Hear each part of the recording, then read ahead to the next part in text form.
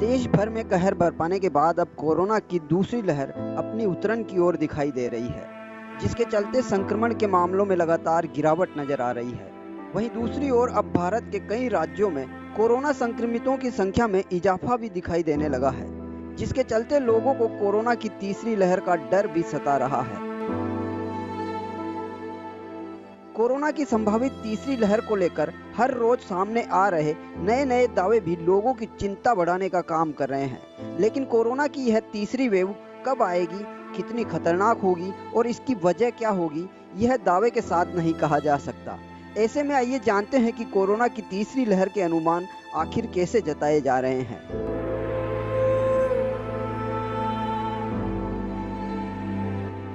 Corona की दूसरी लहर कमजोर पड़ने के साथ ही अब तक देश के कमोबेश हर एक राज्य में लॉकडाउन को खोल दिया गया है और जीवन को फिर से पटरी पर लाने की कोशिशें की जा रही है।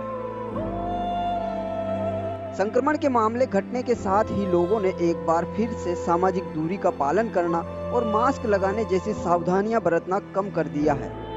लोगों के इसी व्यवहार पर चिंता जताते हुए कुछ सप्ताह पहले ही एम्स के डायरेक्टर डॉक्टर रणदीप गुलेरिया ने कहा था कि जब तक जनसंख्या के एक बड़े हिस्से को टीका न लग जाए, तब तक कोविड उपयुक्त व्यवहार का कड़ाई से पालन किया जाना चाहिए।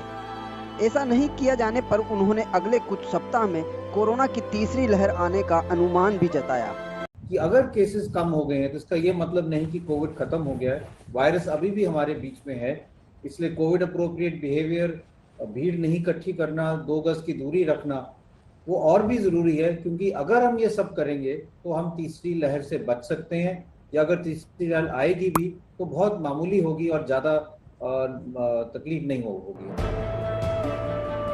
डॉक्टर गुलेरिया के मुताबिक अगली लहर का अनुमान 3 बातों के आधार पर लगाया जाता है। पहली यह कि जिन्हें संक्रमण हो चुका है या फिर वैक्सीन लग चुकी है, उनकी वायरस प्रतिरोधक क्षमता कितने दिनों में कम होगी और क्या उन्हें फिर से संक्रमण होने का डर होगा।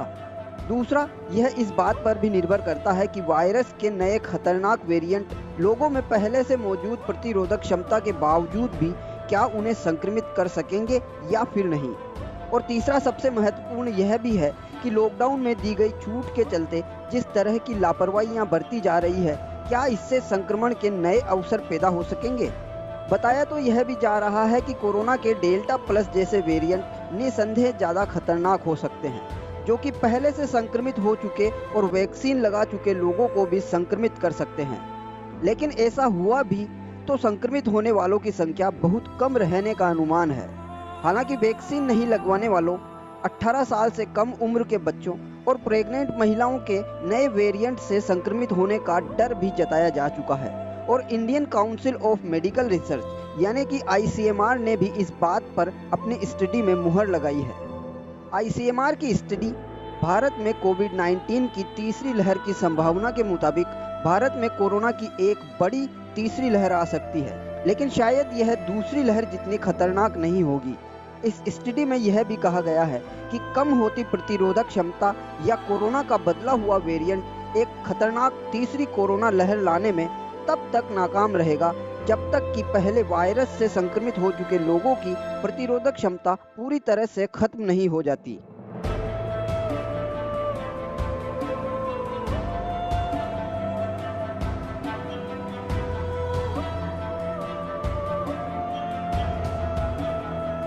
सार्वजनिक स्वास्थ्य नीति विशेषज्ञ डॉक्टर चंद्रकांत लहरिया का कहना है कि तीसरी लहर से पूरी तरह से इनकार नहीं किया जा सकता, लेकिन इसके नवंबर से पहले आने के आसार नहीं दिख रहे। उनके मुताबिक डेल्टा प्लस जैसे वेरिएंट से भी घबराने की जरूरत नहीं है, क्योंकि भले ही यह तेजी से फैलता हो, लेकिन चूंकि यह पहले से ही लोगों को संक्रमित कर चुके डेल्टा वेरिएंट का ही म्यूटेशन है, ऐसे में डेल्टा वेरिएंट के प्रति प्रतिरोधक क्षमता का इसके खिलाफ भी काम करना संभव है। India would be out of second wave, and by then there would be around 30 to 50% of population which will be susceptible, which is a smaller pool. Alongside, the vaccination is being scaled up, so the susceptible pool will still decline. So as long as there is a susceptible pool until everybody is vaccinated, there is a risk of increase in the cases.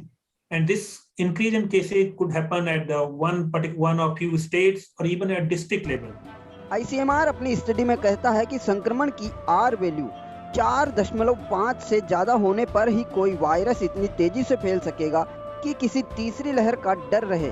यानी कि जब एक संक्रमित इंसान हर बार में कम से कम 4.5 लोगों को संक्रमित करेगा, तभी अन्य लहर का खतरा बनेगा। ऐसे में रिसर्चर यही मान रहे हैं कि अगर वैक्सीनेशन तेजी से होता रहा तो भारत को भविष्य में आने वाली कोरोना लहर से काफ़ी हद तक सुरक्षा मिल सकती है। और ऐसे में अगर कोरोना की तीसरी लहर आती भी है तो इससे संक्रमित होने और उससे होने वाली मौतों की संख्या काफ़ी कम हो सकती है।